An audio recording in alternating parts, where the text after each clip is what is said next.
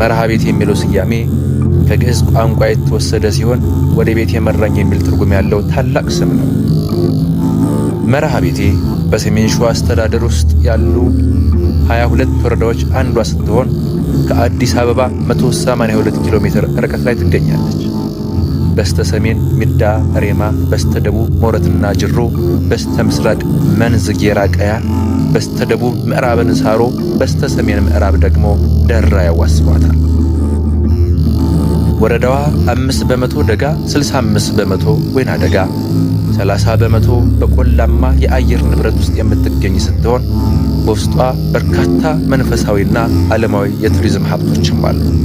ከነዚህ ውስጥ ጥንታውያን ገዳማትና አድባራት እንደነ ኦፈና ማኑኤል፣ አፄ ዋሻ፣ ቅዱስ ጊዮርጊስ፣ ግንደ አጥሚት ማርያም፣ ኮራ ማርያም፣ ጻድቁ አቡነ መልከ ጼዴቅ ገዳም፣ የዘይታ ተፈጥሮ ተክል ድንጋይ ጥቂቶች ናቸው።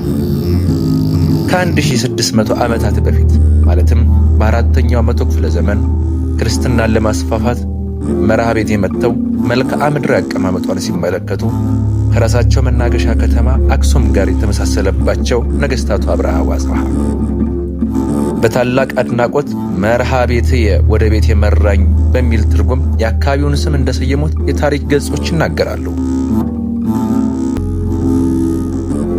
መርሃ ቤቴ ብዙ ስደተኞች ተሸሽገውባታል። የብዙ ነገሥታት ባለውለታም ናት። በዮዲት ጉዲት የጥፋት ዘመቻ ንጉሥ አንበሳ ወድም ሸሽቶ ወደ መንዝና መርሃ ቤቴ ገብቶ ነበር።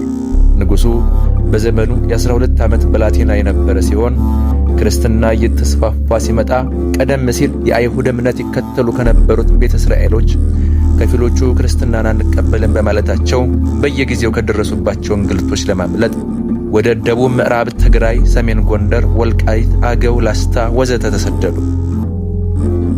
ይኸው የንጉሡ ግዳዣን ልጅ የሆነው አንበሳ ወድም የንጉሠ ነገሥትነቱን ሥልጣን በያዘበት ወቅት ክርስትናን ከመቀበል ይልቅ ስደትን ከመረጡ ከአይሁድ እምነት ተከታዮች ዘር የምትወለዱ ዮዲት ጉዲት በተለያዩ ክፍላተ ሀገራት ተበታትነው የሚገኙ ፈላሾችን አስተባብራ በክርስትና ሃይማኖት ላይ ጦርነትና ጥፋትን ለማስከተል ተንቀሳቀሰች። የዮዲትን ጭፍጨፋ መቋቋም የተሳናቸው የአክሱም መሳፍንት፣ መኳንንትና ካህናት ሕፃኑ ንጉሥ አንበሳ ወድምና ታቦተ ጽዮንን ይዘው ወደ ሸዋ ከመርሃ ቤቴ ማዶ ካለው መንዝ ሸሹ። ዮዲት ጉዲትም የንጉሥን በዚህ መመሸግ በሰማች ጊዜ ሰራዊቱን ይዛ ወደ መንዝ ዘመተች። ይህንን የሰሙት ንጉሡና ተከታዮቹ ከታቦተ ጽዮን ጋር ይህንን ለመከላከል ይበልጥ የተሻለ ወደ ሆነው መርሃ ቤቴ ገቡ። ክርስትናን ለማጥፋት አብያተ ክርስቲያናትን ስታቃጥል የነበረችው ዮዲት ጉዲት ንጉሡንም ባሳደደችበት ወቅት መርሃ ቤቴ መሸሸጊያ በመሆን ያገለገለች ታሪካዊ ቦታ ናት።